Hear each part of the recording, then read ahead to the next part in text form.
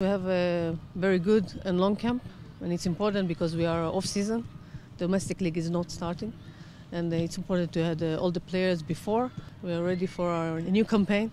After we was in the last campaign, it was a good campaign that we qualified to the Euro playoff. But now it's a new one, and when it's a new one, you cannot say what happens in the past. We need to look forward, and for us, the players are ready and excited for that. We need to look at this team as a good team that come to play football, come to fight, and to take the points. But we are here in our home, and we are wanted that all the fans will come as they come before, and they help us to qualify.